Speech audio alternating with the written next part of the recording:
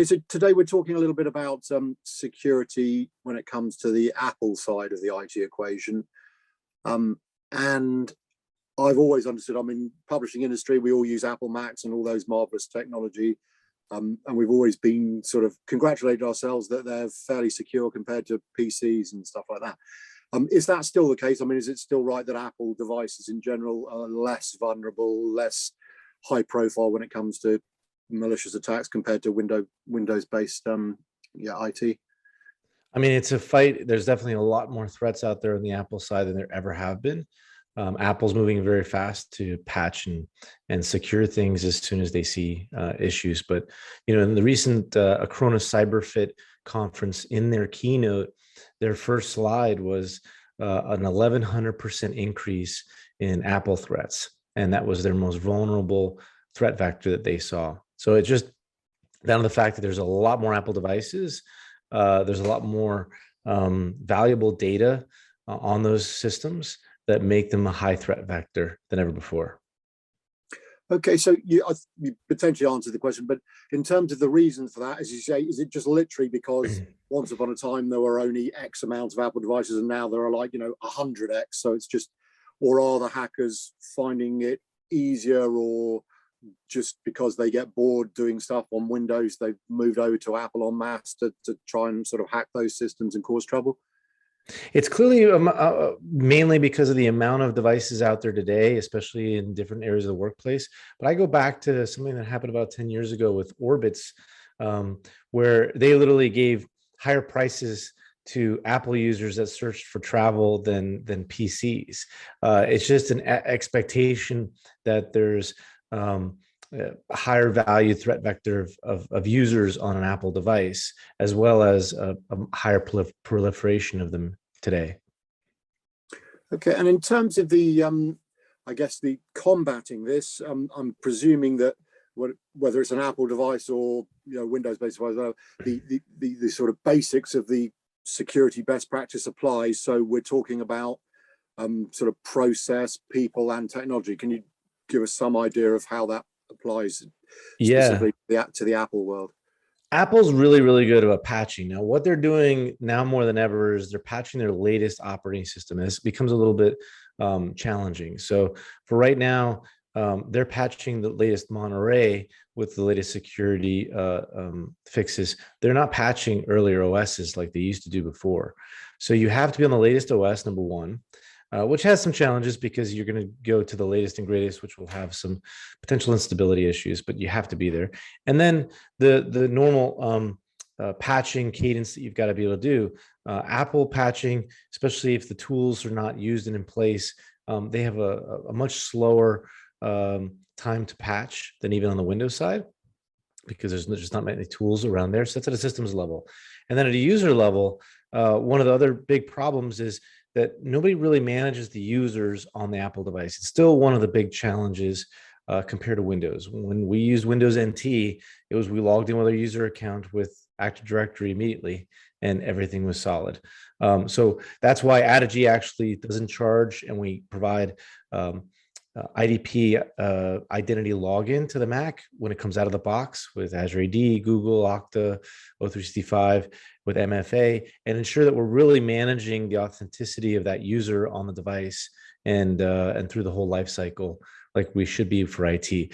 Because they can create their own local users, mostly still out in the field today, then that is that big threat vector. They're not managed. They're devices, not users being managed and secure. And I mean, as part of the problem, again, the other thing I sort of inherited from Apple many years ago, rightly or wrongly, is that they're reluctant to, in the sense, Windows is happy for anyone and everyone to kind of join in and create solutions. Apple have always been a little bit kind of, it's our technology and we'll develop it. Is that an issue when it comes to this security angle, that there aren't as many people allowed or enabled to help solve these kind of issues, or has Apple sort of got over that sort of proprietary issue? Yeah, Apple's really good at paying out uncapped bounties for security threats, and they've been paying some pretty big ones and very quick to fix things. But Mac OS is the only device in their fleet that is open to being able to install any software that you want and have that open stack. It's challenging for them because they did at Web Summit a big keynote speech around what they call side loading, installing software that's not through the App Store. They're very adamant that that helps provide a much higher security model. But at the same time, I feel like security through obscurity is not a proper security model either. So, Apple's working really hard to stay on top of it. And on the Mac OS side, there's a lot of, security threat people than ever before. We see a lot of companies that actually have blue and red teams, and they have red teams that are doing offensive security attacks.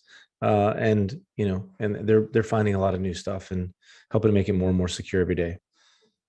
And in terms of just on the patch management side, how does that work? Are they very good at? I mean, obviously they'll do as much as they can themselves, but will they contact everyone and tell them and get them to, or is there an automated? Because I know certainly again from my knowledge of the Windows side, automated patch management is a sort of holy grail where these things occur without the end users having to go, because end users are notoriously, should we say, I won't say reluctant, but perhaps they've got better things to do with their day, so they don't always update the patch management as often as they should. What's the view from the Apple side on that? Yeah, I mean, Apple on the utility side has you can either turn on auto updating itself, and then users typically will wait a long time because they have to restart a machine. With Addigy and other tools, we've devised a way to, like, especially for MSPs and companies, to prompt the end user with the company logo, white label it however you need to, and have a process for prompting the end user to a point where it's a forced installation. So this way we can ensure that the fleet is completely patched and that you can put it off for a while, but at some point we're going to have to force this scenario, and that the end users know this. So we take it to another level, and we think it's the right way to do it and make sure that there's no exposure out there. There's a lot of zero-day threats that have come out over the last year that have been exploited, and the longer these machines are without that patch, there's been some pretty bad threats out there that the patch is available. We can fix these things. Now we just got to make sure they're applied in a timely fashion. Yeah. And with that, I don't want this to turn into an Apple bashing session, because as I say, I'm a massive fan from the publisher side. But do you think at some point the organization may need to just sort of up their game in terms of the speed with which they address some of these issues, and also embracing more third parties to help manage the scenario? Yeah, absolutely. And I think you don't really see a lot of the antivirus security companies that are focused primarily on Windows-based security spending the time that they should either. Apple doesn't work in the channel as predominantly as Microsoft. So I think there's a proliferation of information that is challenging sometimes. But we're going to see that change quickly over time here. We're seeing the M1 adoption of Apple devices very, very quickly. Of other companies are swapping out all of their hardware because the productivity gains are getting out of M1. And we believe that we're going to see 2022 a massive proliferation of Apple, more than they ever had before, at least. And that will increase the security threat profile. And also it just forces MSPs, other people in the channel, to say, well, we can't ignore these devices anymore. We've got to manage them, and we've got to secure them more than ever before. Okay. And in terms of Addigy, you've referenced in some of the answers approaches you've taken, but just in general, how do you help folks with that security aspect when it comes to their Apple devices? Yeah, it starts with that onboarding when they start working with us. We provide training and onboarding, and we want to set up that environment so when the machines come out of the box with zero touch, it's getting upgraded to the right OS level that they want. It's being patched out of the box. Microsoft Office third-party patching out of the box without anybody touching it.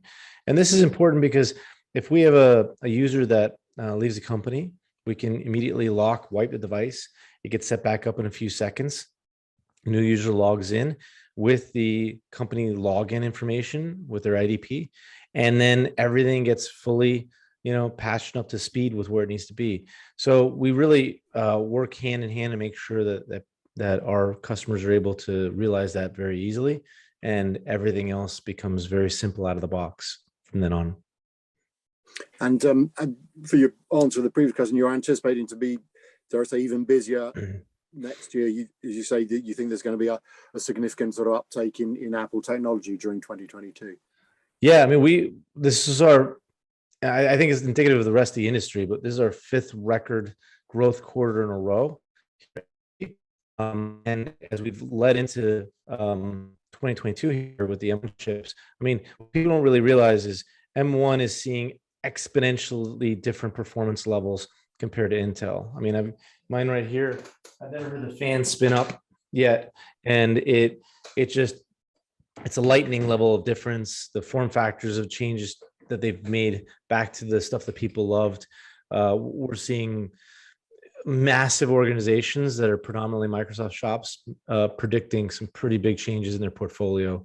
So, overall, whether it's an admin, whether it's an MSP or an overall IT department, I think everybody's got to get primed and ready to manage these devices at a large level.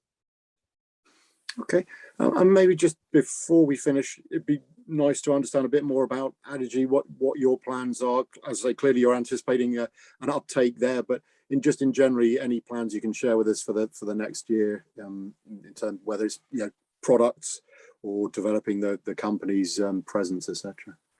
Yeah, so in February we have our Innovate conference where we're launching all of our major new announcements, and that includes some of the most advanced capabilities on Apple that anybody's ever done.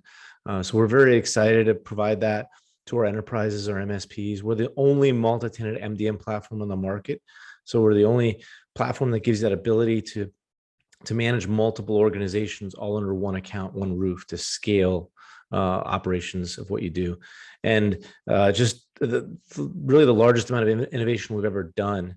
And really going out there to meet the needs for what 2022 will be for Apple. It's going to be an interesting year.